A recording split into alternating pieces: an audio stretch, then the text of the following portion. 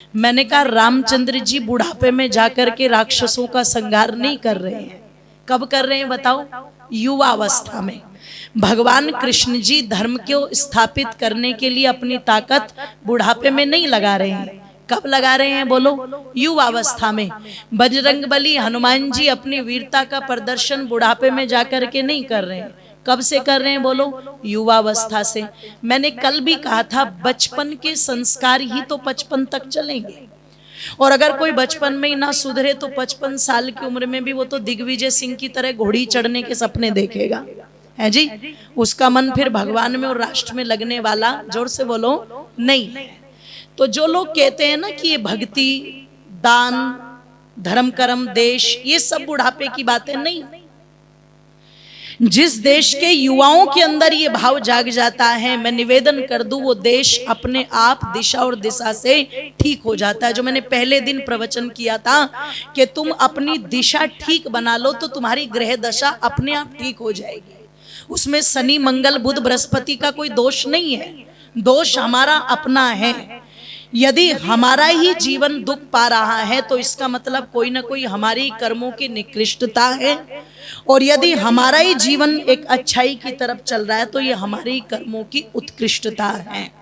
कर्म प्रधान विश्व रचि राखा, कर्म की दुनिया में सबसे बड़ी प्रधानता है।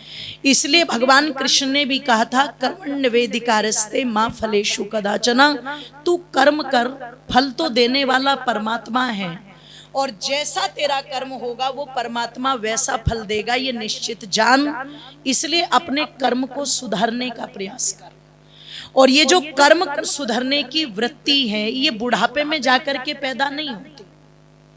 आपको मैं एक उदाहरण दे देती हूं।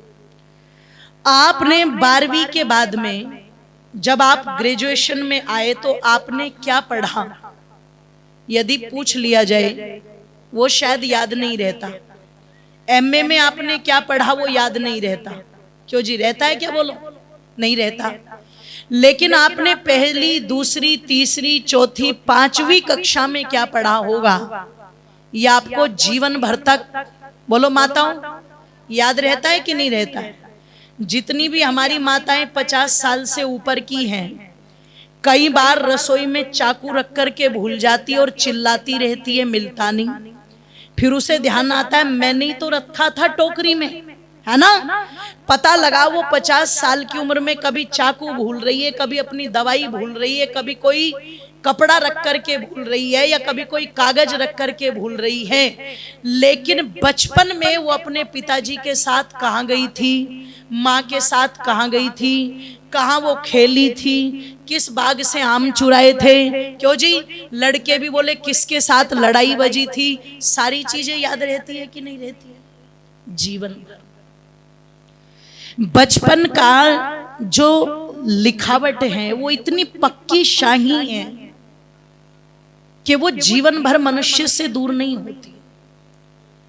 अब आप इसी चीज को थोड़ा सा आध्यात्म में ले लो कि अगर बचपन से ही बच्चे को परिवार के अंदर एक माहौल देखने को मिल गया यज्ञ का, एक माहौल देखने को मिल गया संध्या का, एक माहौल देखने को मिल गया कि दादाजी बैठ करके, पिताजी बैठ करके रामायण पढ़ रहे हैं, गीता पढ़ रहे हैं, उपनिषद पढ़ रहे हैं, तो बच्चे को वो चीजें याद रहेगी कि नहीं रहेगी? बोलो, याद रहेगी ना। मेरठ के अंदर एक परिवार जो आर्मी से जुड़ा हुआ था, और मुझे एग्जैक्टली नाम याद नहीं आ रहा, लेकिन मेरठ के एक लड़के ने, जो ये मिस इंडिया के कंपटीशन होते हैं, लड़कियों के नहीं ये लड़कों के भी होते हैं, उसमें भाग लिया। चौधरी परिवार का लड़का था, नाम याद आएगा तो बताऊंगा। तो जब इनके कंपटीशन हुए वो केवल शारीरिक सुंदरता को लेकर के नहीं होते कि कौन कितना लंबा, कितना पतला, कैसी आंखें, कैसे बाल। शारीरिक सुंदरता के साथ साथ उनकी बौद्धिक क्षमता भी देखी जाती है, वैचारिक क्षमता भी देखी जाती है।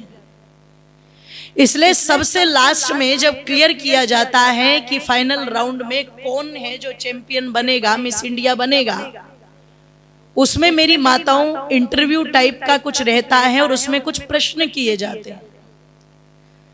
तो फाइनल में जाते जाते जब 3 लड़के बचे तो 3 में एक मेरठ का भी था, आर्मी परिवार का वो लड़का। जब इन तीनों से प्रश्न किया गया कि यदि तुम्हें भगवान मिल जाए तो तुम क्या करोगे,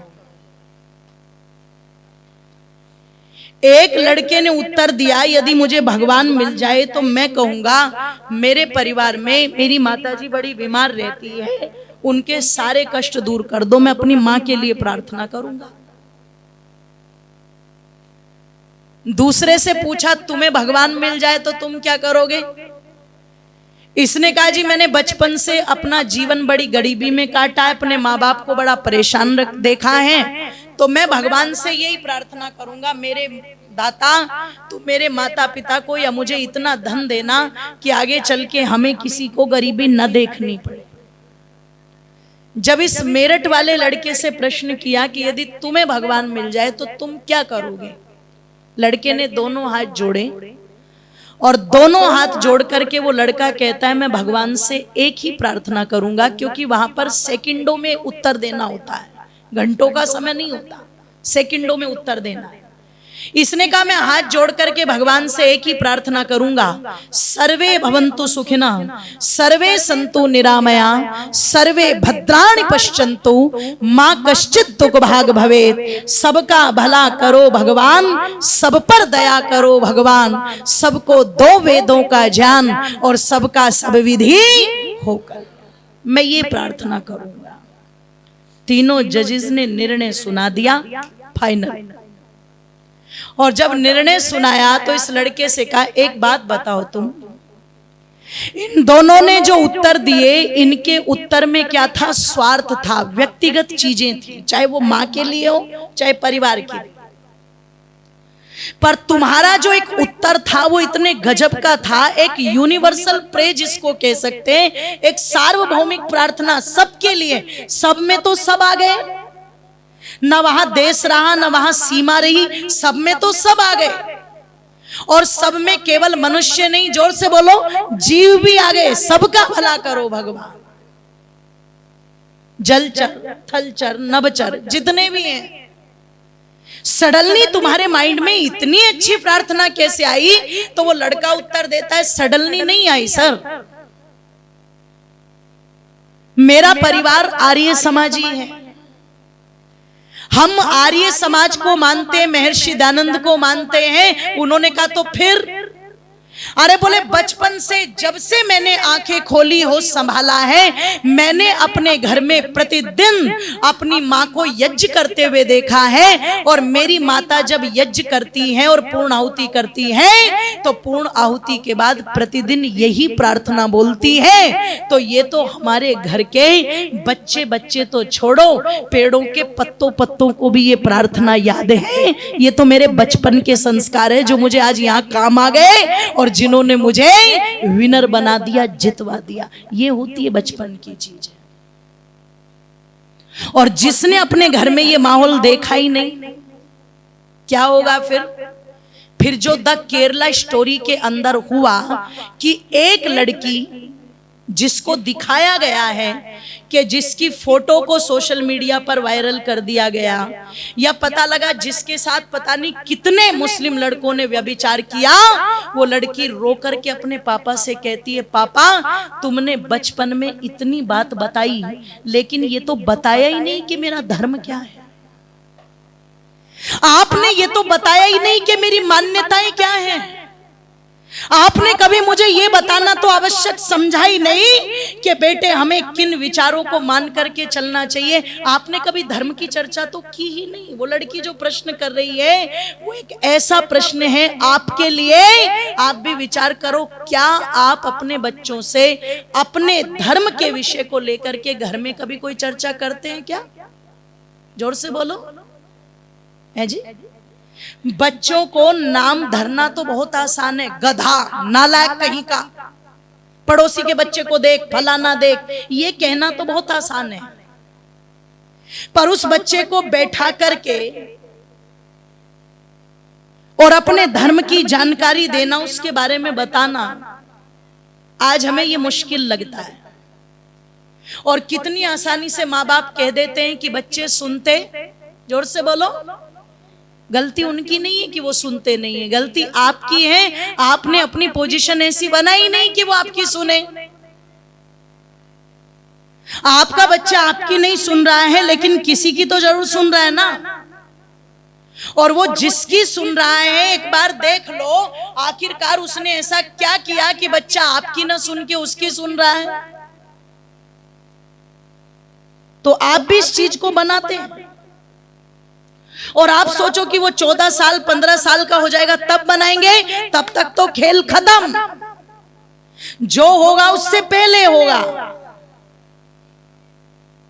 ऋषि कहते हैं जहां प्यार दिखाना चाहिए वहां प्यार दिखा करके मनाओ, और जहां थोड़ा सा शक्ति अपनानी चाहिए वहां उससे अपनाओ। लेकिन ये कब तक करो? ये जब तक वो 15 साल से नीचे नीचे का तब तक करो बस। जिस दिन 15 साल का हो जाए उस दिन तो डंडे को रख दो एक तरफ और बच्चे के कंधे पर हाथ रख के कहो बेटे आज से हम दोनों मित्र हैं, तुम्हें कोई भी बात कहनी हो तो मुझसे कहना। गालियां दे करके, दुदकार करके नहीं।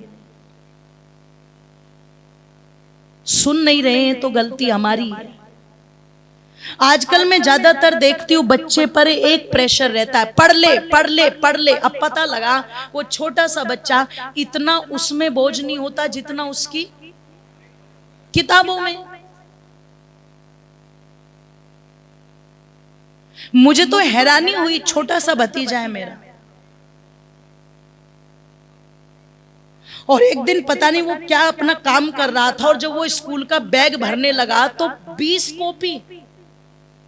मैंने कहा बेटे 20 कॉपी किस लिए? तो उसने बताना शुरू किया ये इस सब्जेक्ट की लगी हुई है, ये इसी की सेकंड वाली बुक की लगी हुई है। उसने इतने गिना दिए। मैंने कहा बस बस चुप हो जा।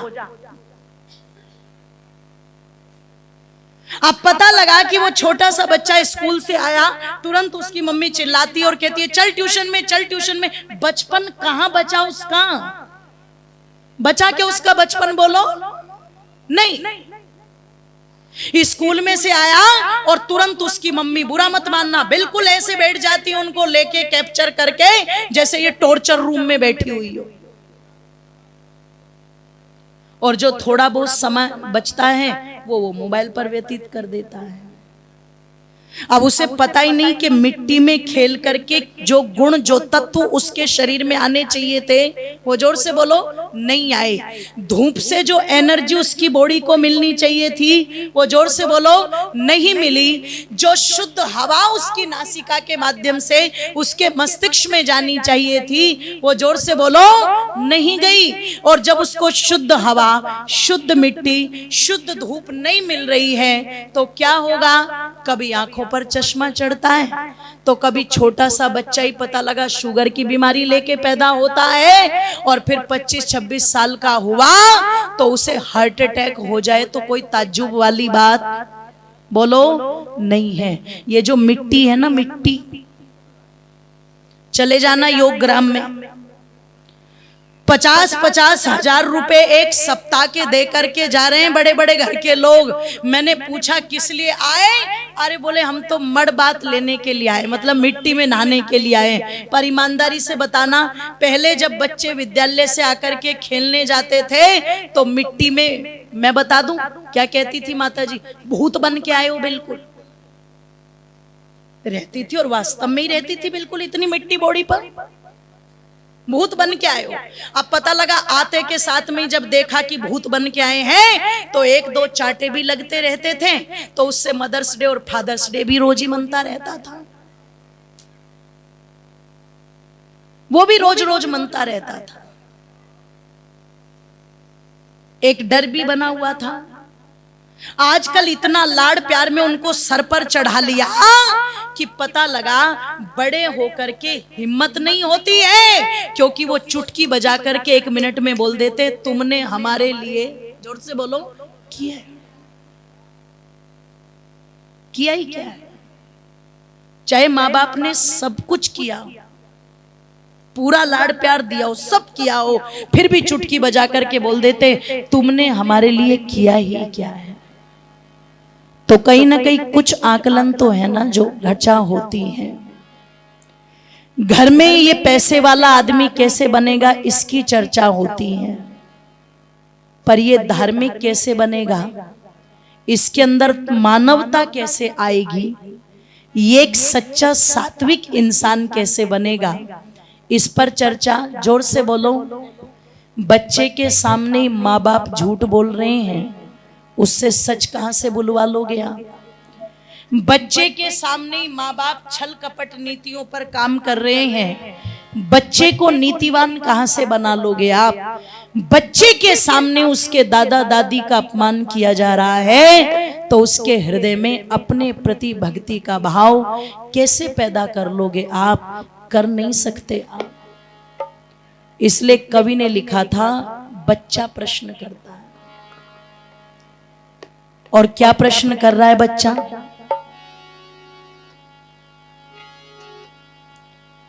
कि कैसे हम बन जाए कि गुल बन कर मुस्काए। बच्चा कह रहा है कि कैसे हम बन जाए गुल बन कर मुस्काए। चारों तरफ चमन से निकले, चारों तरफ चमन से निकले जब जहरीली हवाएं। कैसे हम बन जाए गुल बन कर मुस्काए। कैसे हम बन जाए गुल बन कर मुस्काए। चारों तरफ चमन से निकले जब जहरीली हवाएं। कैसे हम बन जाए गुल बन कर मुस्काए।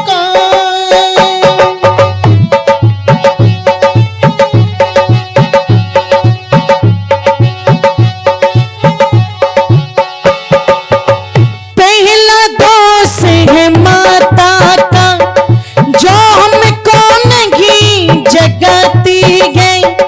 पहला दोष है माता का जो हमको नहीं जगाती है।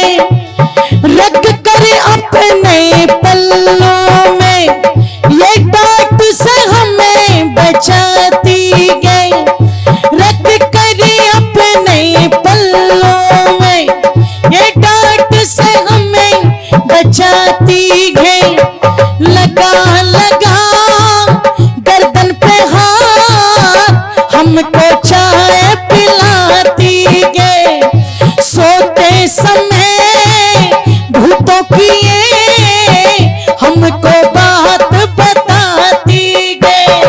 सोते समय भूतों की ये हमको बात बताती है।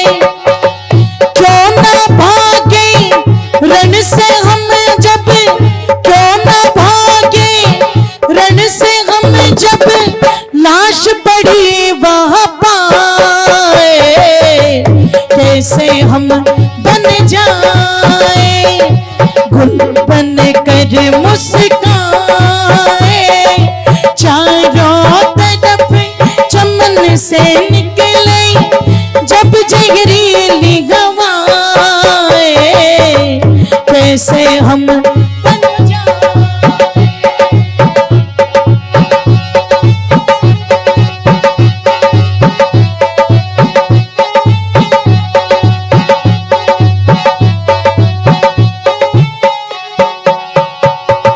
बच्चा कहता है पहला दोष है माता का। जिस माता को ये चाहिए था उचित समय पर उचित चीजों को करे, उचित चीजों को होने दे, उसने नहीं किया। जब हम उठना चाहते थे थपकी दे दे करके हमको सुला देती थी, और जैसे ही उठे, ध्यान से सुनना, अरे मेरा बेटा, गर्दन के नीचे दे के हाथ, आंख नहीं खुली शेर के बच्चे की, पर चाय भेज रही है उसके अंदर। और क्या कर रही है? पिताजी अगर किसी गलती पर डांटते हैं, देखो बेमतलब में पिताजी डांट रहे हो, तो आपका कर्तव्य बनता है कि आप वहां पर उस बच्चे को बचाओ। पर यदि बच्चे की गलती है और पिताजी डांट रहे हैं ना, तो माता को फिर थोड़ा सा शांत रहना चाहिए। लेकिन बुरा मत मानना, कई बार बच्चे के सामने क्या कह दिए, ये तेरा बाप तो जल्लाद है, कसाई है, पूरा कसाई। अब अगर माँ बच्चे के सामने ये बात उसके पिता के बारे में बोलेगी, तो क्या उस बच्चे के मन में पिता के प्रति कभी सम्मान का भाव पैदा होगा? जोर से बोलो, नहीं। और जिसने पिता का सम्मान खत्म कर दिया, गारंटी है वो कल को माँ का भी सम्मान करने वाला नहीं है। इसलिए बड़ी समझदारी के साथ माँ कुछ कह रही है तो पिता को शांत रहना चाहिए, पिता कुछ कह रहा है तो माँ को शांत रहना चाहिए। ये ऋषियों की नीतियां हैं, पर हमने ऋषियों की ये नीतियां कभी पढ़ी नहीं। इसलिए बच्चे कहते हैं जिन्हें हमें बनाना था उन्होंने हम पर ध्यान ही नहीं दिया कभी, तो हम कैसे बनते? और दूसरी बात क्या कहता है,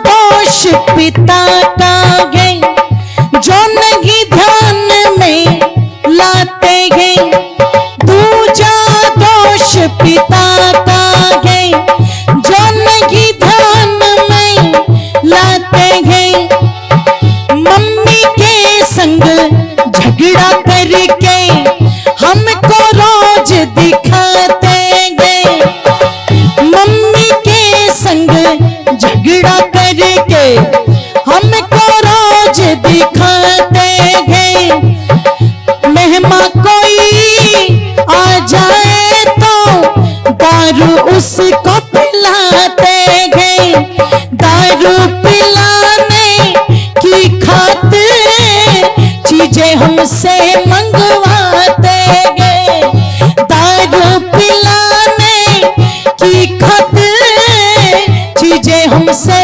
मंगवाते हैं, हमसे ही मंगवाते हैं।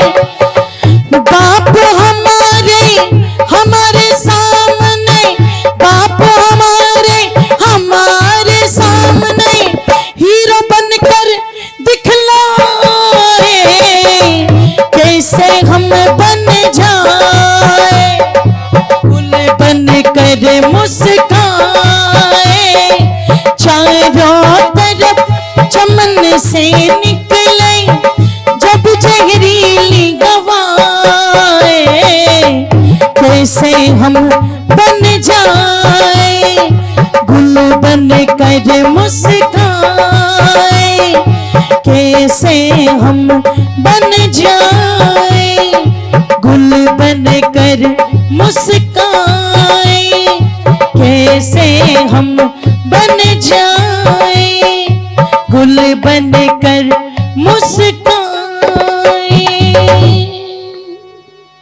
बच्चा कहता है दूसरे गुरु है हमारे पिताजी।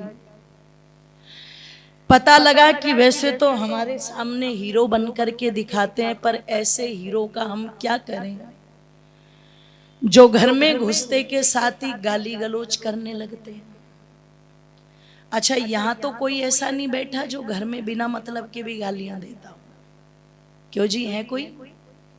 ओहो, ये तो ऋषि मुनियों की सभा है ना, सारे धर्मात्मा बैठे हुए।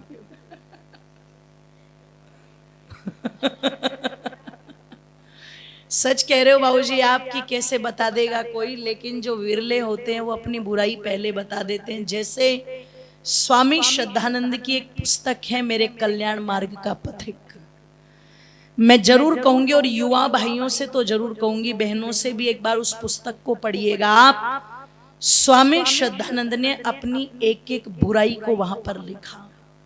कितनी बार शराब पी, कितनी बार मांस खाया, कितनी बार वो पता लगा नाली में लेट गए शराब पी के, कितनी बार उल्टियां की, और कितनी बार वेश्याओं के यहां पे गए। एक एक बुराई अपनी लिख दी उस व्यक्ति ने। और सुनो, जिसमें इतनी बुराई हो, इसी सत्संग के कारण उसका जीवन कितना पवित्र बन गया कि वो मुंशी राम से सीधा स्वामी श्रद्धानंद बन गया, जिन्होंने गुरुकुल कांगड़ी की स्थापना की। और दिल्ली के अंदर चांदनी चौक से जब कांग्रेस का जुलूस निकलना था तो उसकी अगवानी की। और उस समय अंग्रेज अपनी बंदूकें तान करके बैठे थे, जो भी जुलूस निकालने के लिए आएगा सबसे पहले गोली उसी को लगेगी।